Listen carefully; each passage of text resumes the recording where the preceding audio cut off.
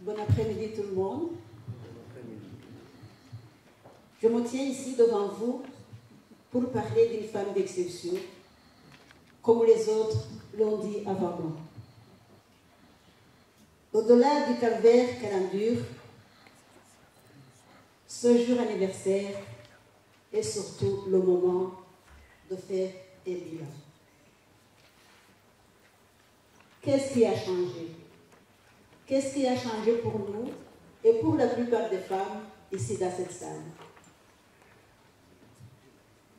Je me souviens de ce jour du 9 janvier 2010, ici à Bruxelles. C'est la première fois que j'ai eu la chance ou le privilège d'écouter le message de Victoire Ingabire. Un message de paix, de courage et surtout de détermination. Pour la plupart des femmes, dont moi-même,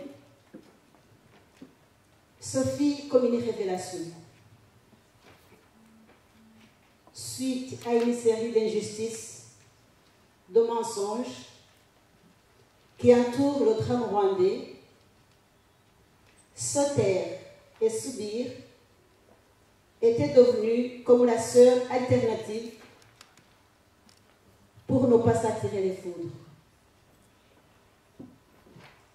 Depuis lors, tout a changé. Les femmes se sont levées. Elles ont osé dire stop. Stop à la violence faite aux femmes de la région des Grands Lacs. Elles ont osé dénoncer ce qui ne va pas. Elles ont osé sensibiliser le public sur toute violation des droits humains. Joseph l'a déjà dit, qui pourrait oublier ce 22 avril de la même année, ce fut le choc d'apprendre que Mme Victoire Ingabire était retenue au poste de police. Même si on l'appréhendait, on refusait de croire que le régime de Kigali allait la mettre en prison. Les femmes, que je remercie énormément, ont pris le devant pour dénoncer le harcèlement à l'encontre de Mme Victoire Ingabire et la situation qui illustrait bien et qui illustrait encore la situation que vit le peuple rwandais. Les femmes étaient nombreuses devant l'ambassade du Rwanda pour réclamer sa libération et malheureusement, 5 ans plus tard, le sit-in est encore là, pour les mêmes raisons, et pire encore, puisque le Rwanda est devenu une prison à ciel ouvert. Le 14 octobre 2010, je me souviens encore de ces femmes qui se sont rendues spontanément devant le ministère des Affaires étrangères belge pour demander d'user de l'influence pour faire libérer Mme Victoire Ingabire et d'autres encore. Elle avait passé, avant de partir, elle nous a passé un message de vaincre la peur. Et je crois que sa voix a été entendue. Les femmes n'ont plus peur. Elles n'ont plus peur.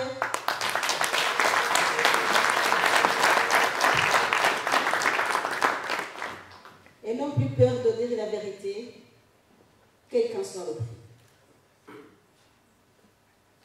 Si on voudrait parler de victoire, on prendrait des jours et des jours.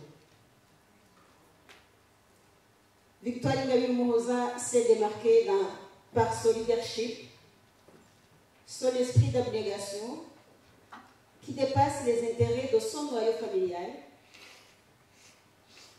et son appartenance ethnique et régionale. Pour lui rendre hommage, le prix Victoire Ingabire Umuhoza pour la démocratie et la paix a été dévoilé à Montréal en mars 2011. ce prix récompense toute personne, physique ou morale, qui s'est démarquée dans la recherche de la paix, de la justice et de la vérité pour une paix durable dans la région des Grands Lacs. Ici, je vous demande d'applaudir les lauréats sur place du prix Victoire Ingabire Umuhoza pour la démocratie et la paix. Je vois ici, messieurs, le colonel Luc Marchal.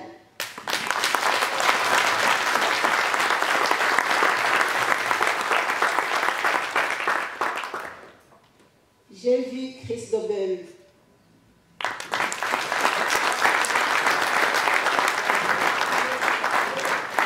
Et sa femme, mais je ne l'ai pas encore vue. Elle se fait excuser. Merci. Vous avez tout son soutien. Accordé.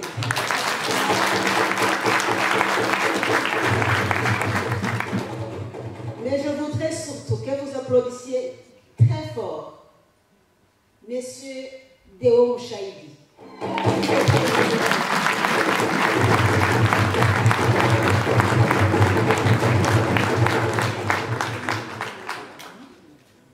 Le livre a été préfacé par Judy Lover.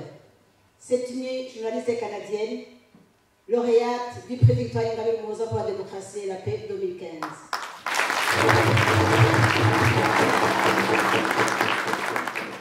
Vous connaissez toujours la journaliste Anne Garrison.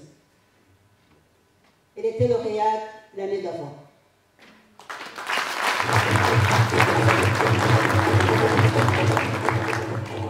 Et enfin, il y a Sylvestre Bira, de la région des Grands Lacs, un homme qui lutte pour les droits de l'homme, qui vit aux Pays-Bas. Je vous demande de l'applaudir.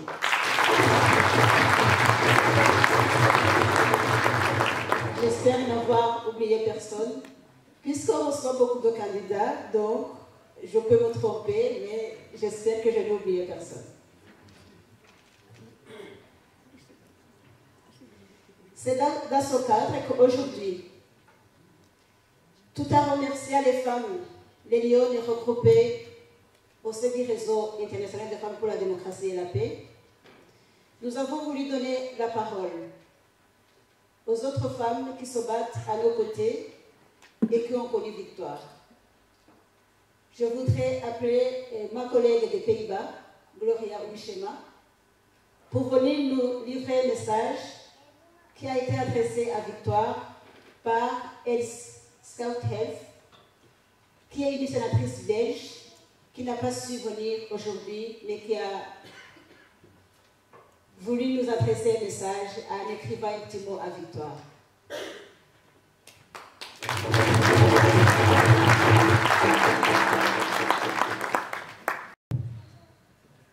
Beste Victoire, het is lang geleden dat ik je ontmoet in Belgische Senaat, ergens in 2009. Hoe graag had ik je daar wil gesproken? Hoe graag had ik je misschien iets anders gezegd? Bijvoorbeeld, ga niet terug, blijf hier. Maar ik had zoveel bewondering voor je moed, je engagement en je inzet voor je vaderland, Rwanda, en voor de Rwandese bevolking. Nooit had ik verwacht dat dit zou gebeuren. Niet je jarenlang opsluiting, nog veel minder de houding van de Belgische en de andere Europese politici die ervoor de terugschikking om te reageren op de sluwe, dictatoriale houding van Paul Kagame. Ik schaam me diep over hun lafhartigheid. Weinig durven echt voor hun overtuiging uit te komen. Ze denken aan hun eigen belang en zwijgen als ze moeten spreken voor algemene belang. Ze verraden ideeën, personen en vooral hun eigen geloof. Het Bijbels verhaal waarin de haan krijgt nadat de apostel Petrus Jezus 3 maal heeft verraden, verlaat me nooit. Mijn bewondering voor jouw moed en engagement is groter dan ooit. Ik hoop dat je de kracht blijft vinden om te dromen voor je land en zijn bevolking. Nelson Mandela zei: in mijn land moet je eerst naar de gevangenis gaan, alvorens de president kan worden. Victoire, samen met je veel vriendinnen, vrienden en sympathisanten die zich inzetten voor je recht en vrijheid, je recht op de eigenneming en diversie voor de toekomst van Rwanda delen, blijf ik geloven in de goede afloop. Ik hoop je snel terug te zien, maar vooral en uit het diepste van mijn hart hoop ik dat je heel snel weer herinnerd zal worden met je echtgenoot en je kinderen. Tot gauw, Victoire. Sterkte en moed toegewenst. Els.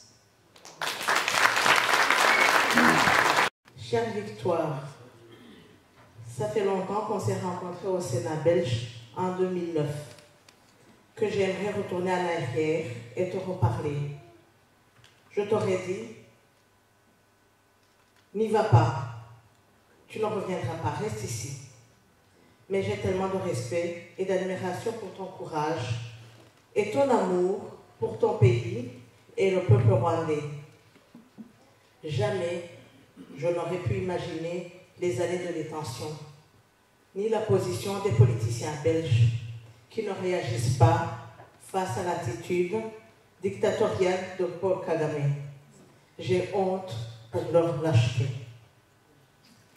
Je n'oublie jamais l'histoire de Pierre dans la Bible, qui renie Jésus 3 fois. Beaucoup ont peur d'affirmer leurs convictions. Ils trahissent leurs amis, leurs idées et leurs croyances pour des intérêts personnels. Mon admiration pour ton engagement et courage est plus grande que jamais. Je prie pour que ton rêve pour ton pays et sa population reste intact. Nelson Mandela a dit, dans mon pays, tu dois d'abord aller en prison avant d'être président.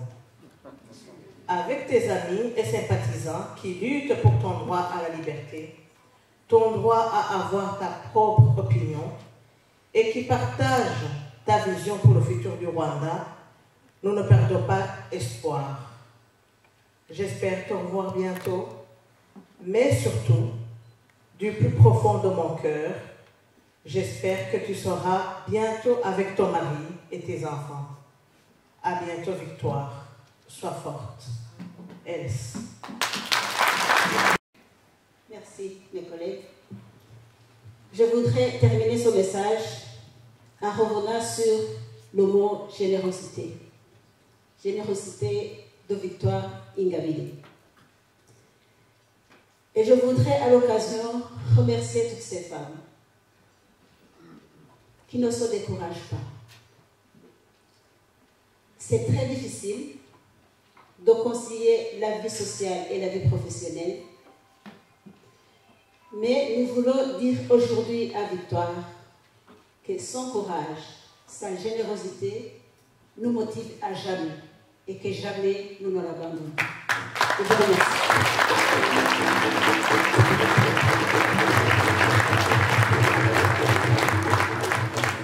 Merci.